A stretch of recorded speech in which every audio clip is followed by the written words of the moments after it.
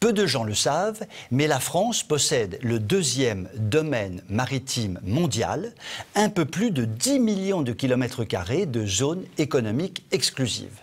Et cela grâce à ses départements d'outre-mer et ses collectivités territoriales dispersées sur l'ensemble du globe et sur tous les océans.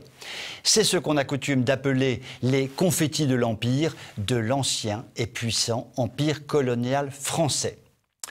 Cela est un beau et légitime sujet de fierté, même si, compte tenu du triste état de notre marine nationale, nous n'avons pas le quart de la moitié du début des moyens de veiller, de protéger et d'entretenir ce magnifique patrimoine. Alors, autant le brader, n'est-ce pas? Voltaire, empreint de sa stratégie politique de pacotille, se fichait bien des arpents de neige du Canada. Macron, lui, se fiche des mètres cubes d'eau de l'océan Indien ou du Pacifique.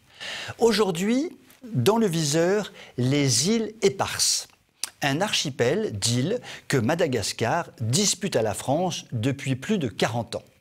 La France y entretient une présence militaire depuis les années 1980.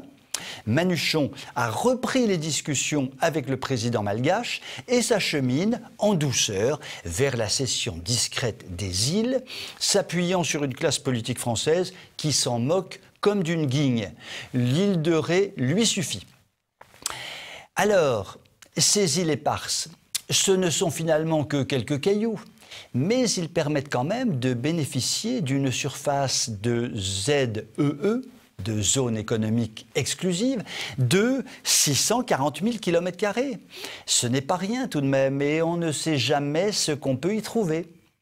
De l'autre côté du globe, le Mexique l'a bien compris, lui qui revendique de partager avec la France la cogestion de l'atoll de Clipperton, situé à proximité de juteux gisements d'hydrocarbures.